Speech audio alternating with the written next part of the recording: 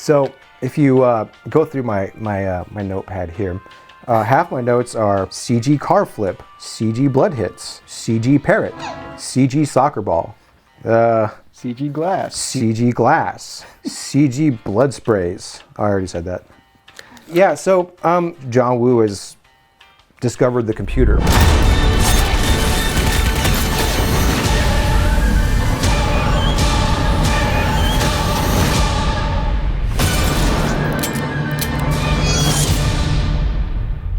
John Woo makes his epic return to American action movies with Silent Night. Epic, huh? Yeah. Not so much. No, very remarkably disappointed with this one, actually. This was the most bored I've been watching an action movie since Expendables 4. You're welcome! I was borderline falling asleep at times during this movie. And then like most of the action is kind of just relegated to the third act. So our Thanksgiving review started off with me saying that like I'm not a Eli Roth fan whatsoever. This is the complete opposite. I am a super John Woo fan. I think that Hard Boiled is one of the best action movies of all time. I adore Broken Arrow. Ain't it cool? Who doesn't adore Broken Arrow? It's fantastic. Great film. If any of hokey, you Gen Zers haven't seen it, you should watch it. It's a great movie made in 1996. All-time Travolta performance. God damn, what a rush! And then Face Off, of course, is amazing. Everybody loves Face Off. Let's just kill each other.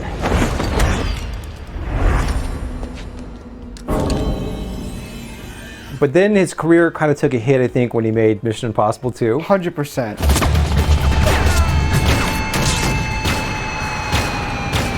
I hate that movie. Even though I really enjoy that film, I still understand its shortcomings. And then after that, it just wasn't the same for him. And then he made Wind Talkers with Nicolas Cage. Yeah, Paycheck.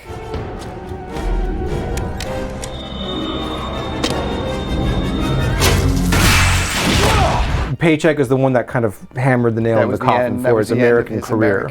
And he hasn't made a feature-length American film since Paycheck, which came out literally 20 years ago. 20 years ago, yeah. So interesting time to return. Yes. It started out, like from the very opening scene, it kind of reminded me, it had like a gritty, Die Hard vibe to it, just in the very opening. Yeah. But then the tone and the vibe of this movie was all over the place. For the remainder of the film. But the gimmick of the film is that he gets shot in his throat, and so he cannot speak. Yeah. But they tried doing this thing where no one in the movie talks. Which is weird. It's so awkward and pointless. Yeah, it was totally a gimmick, but they tried to make you think like, okay, we're doing this so you can kind of like feel where he's coming from. It's like, well, that's not how he would feel. Everyone should be chattering around him, and the sound should be driving him mad because he can't contribute. Exactly. It'd make it even more frustrating for the character. Yeah, it was weird, and it left a lot of scenes just feeling very awkward, where people should have been saying things, and they just weren't. Because they're trying to shoehorn that gimmick in there. Yeah, even Woo himself said like, oh, it allows me to express emotions in different ways, and it all has to be like visual and this and that. It's like, what? People are crying because they're sad?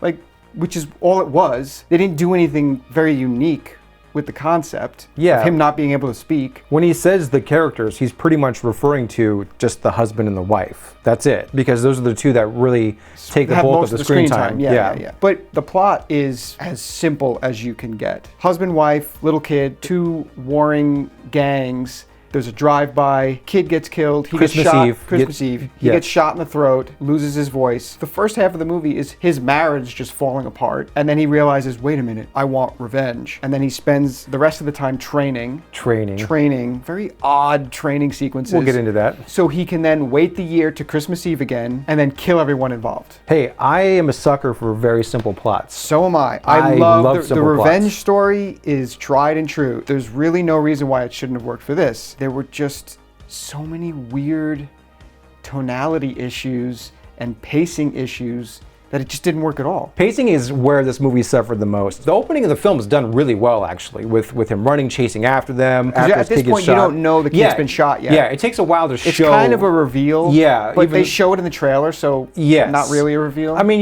you still piece it together, but I still thought it was relatively well done. The opening was well done. We spent a lot of time in the hospital. The wife's coming to see him, and then she's not talking. You're like, why isn't she talking either? Right. And then you realize, like, oh my God, it's going to be one of these. So obviously this is a very rough thing to go through, probably the roughest thing one can go through. And I will say that I think the best thing about the film, for me at least, was the performances. Like, I think that Joel Kinnaman was very good. He's always good. Yeah, I've always liked him a lot. He was great. Like, he did the best he could with what he was given. This is where I'm going with the pacing issue. Yeah. Because they really played up the grieving aspect of everything. And he does a good job with that. The woman that plays his wife, she's really good too. The performances are great. Yeah. The problem is, though, yes, he's grieving, but they stay with that too long. It's not until like the middle of the movie where he decides like, oh, I'm gonna get revenge on these guys, or at least that's what it felt really, like. Nothing really drives that decision either. No. He's kind of just sitting in his garage, like drinking whiskey, and his wife's like texting him from the other room, like, I'm hurting too. Can you talk to me? I gotta go to work soon. And he's just like, no. It got to a point where I was like, I didn't care anymore. Yeah. Which is bad. Like, you could have peppered that stuff in a little better, and this really sad incident would have just been in your mind the whole time, and you cut to it here and there, little glimpses of it, but they just kept on it for so long. It was like, oh my God, I get it. Your kid died, get over it. Like, not like that. That's not what I was thinking. But I started getting to the point where, like, okay, we need to move on here. Like, he needs a catalyst to now get into the next phase of this film, because this is really dragging. A comparable film, you can say that, like John Wick. He's grieving over his dead wife. Of course, she's not a kid, so it's not as sad. Right. You know what I mean? But then, and like, that was never really that like emotional. Like the emotion comes from the dog. But I'm still, yes, that's what I was getting into. Then his dog gets killed. Like, that's fucked up. And then now at that point, the audience is with you, and they'll go on this journey of revenge and watch you take him out and because then they killed he the doesn't dog. waste any time beginning that revenge. But this, he wastes like a half an hour. Yes. Just like, so not only does John Wick, one, have better pacing when it comes to just kicking out the revenge story, but also John Wick did what this movie failed at, which was understand its own tone. yes. John Wick, yes, it's about a dog getting killed and like a guy going after them, and like that's kind of serious or whatever. But at the same time, the movie knows what it is and has fun with it. Whereas this movie, there is no fun whatsoever. Zero levity in you this watch film. like all the marketing for the movie, the trailer, that nails the tone of they this. played up like they had the Christmas music. They have like they had the Christmas theme. Yes. And that was another thing. The Christmas stuff was pretty much absent. Yeah. From the movie. Like, it takes place on Christmas Eve in the opening. And then the rest of the movie takes place over the course of the year leading up to the next Christmas Eve. So there's no Christmas stuff happening. But it was promoted as like this Christmas action movie. Yeah, it's got the Ode to Joy playing in the It's trailer. got Ode to Joy playing. And then there's like this little gimmick throughout the film where he's got this little memento from his son. It's like the innards of a music box that he keeps playing, and it's like it's woven into the score and everything. Why wasn't that a Christmas song? Why wasn't that Silent Night? Right. Or any Christmas song? It was like all these little missed opportunities where you could have drawn in that theme, and they just didn't do any of it. There was no charm to it. There was no levity to it. Like with John Wick, you get a lot of that. Oh yeah. And that's what makes it even more fun. Exactly. Yeah, he spends the whole movie training in these weird montages that were kind of boring. Some of them were cool in the sense of like, this is a regular guy who's never done any of this stuff before. So he was kind of going through the motion of like, oh, how do I like drive a car well? And like, he's fucking learning how to do all this stuff from YouTube videos. But exactly, he's learning how to do it from YouTube videos. And some of that makes sense. Like, he's learning like knife techniques. Like, you know, you can watch a knife video on YouTube of like how to use proper knife techniques. That's where you would start. It shows him getting better at it, and I'm like, dude, there's no way you would be able to progress and get that better good at like stabbing a mannequin. That's what I'm saying. You would never be able to progress and get good at it until you actually sparred with people. Right. Like, you need that physical contact. The reason I was going to say I did like some of the progression there was because you do see him getting better at knife fighting with a mannequin, and the first person he goes after is like, I guess their money guy or something. Yeah. And he kidnaps the guy, ties him up in his garage, and you're like, oh shit, he's gonna kick some ass now. And he fucks up so hard. Yeah, I did appreciate that. I was worried that once he got that guy in there, he's just gonna tear him up and it'd be no problem. I'd be like, fuck this movie. But he didn't. It was kind of amateur hour, which I did appreciate. The guy got himself free with the knife, and then he got like stabbed in the leg, which that wound disappeared in the next scene pretty quickly. Yeah. Like a femoral artery wound. It looked bad. It did look really bad, and then he walked it off. He was fine for the final act of the film. So you get all these like really elongated training sequences of him learning to drive the car, him, you know, doing kettlebells. It's like the only workout he's doing. Right, it's the only workout he's doing. The first time you see him doing it, he's got a big sweatshirt on, so you can't see he's secretly cut under there. Right. And then the next time you see him, he's like shredded. Yeah. It's like, okay. Fucker did get shredded though. He did look pretty good. Yeah. You know, so he's going through all that, and this is building to him going after these two rival gangs. You don't really get much with these gang members. Like, they're just the bad guys. They were actually Mexicans, which is weird. So they weren't like white nationalists. right? White nationalists doing drive-bys on each other. Yeah, well, Yeah, who knows? according to What do we Hollywood. know? He's kind of doing some Punisher shit throughout the movie, where he's doing some research. He's taking pictures of them from afar. You know, I don't know how he found them. Doesn't explain it. Doesn't explain how he found them, how he's able to like find gun dealers and buy guns off the street. He makes this like hand bomb that's attached to like a string. Dude, you're not gonna learn how to make that on YouTube. Where the fuck did you learn how to make that? He's doing all this Punisher shit, but what he could have been doing, which would have added a little more fun to the movie, was like fucking with them. Yeah. Like he doesn't do anything to let them know he's coming. Like obviously you want the element of surprise, but you also want to get in their minds. Sure. Right? Like McClane in Die Hard kills the one terrorist and he writes, "Now I have a machine gun, ho ho," on the shirt. He's fucking with them. He's fucking with them. Yeah. It's like whether it works or not is a different story, but it would have been cool to see him doing that, and then these guys would have been like, "Yo, what the fuck? What's going on?" You know, and then we would have seen a little more progression of what they're doing, because it's not until like the end of the movie when the guy has the realization, like, "Oh, it's the guy I shot in the throat, who's just back after a year." This leads into what was almost the best scene I've seen in a movie in a decade. He kills a guy and like wraps up the guy's fingers in this wrapper, and then the wrapper looks like a burrito. Where the gang's compound is, there's like some guards walking around with guns, and you see this thing just fly through the air and land at this guy's feet. And like the focal length and like everything, it looked like a burrito. He walks up to it and it looked like a wrapped short burrito. And we looked at each other like, "Yo, did this guy just like lure these Mexicans over with a burrito trap?" Dude, that was...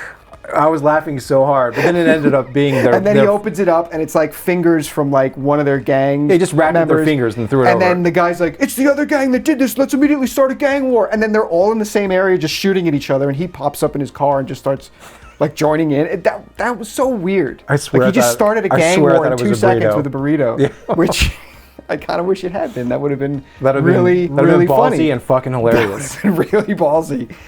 Yeah, this movie would have gotten a lot more press if that had happened. And then you start getting into the action sequences where it's like wide shots, no cuts, camera moving around a stairwell, shitty CGI cut, trying to be John Wick, but the action was just like not as well choreographed. That's what's really disappointing. John Woo is the master of action. Like you watch like Hard Target, Hard Boiled, all those movies. Yeah. His use of slow motion, the choreography of the action, really good gunplay. All of that John Woo stuff was not in here. If you didn't know John Woo directed this movie, you would have never guessed.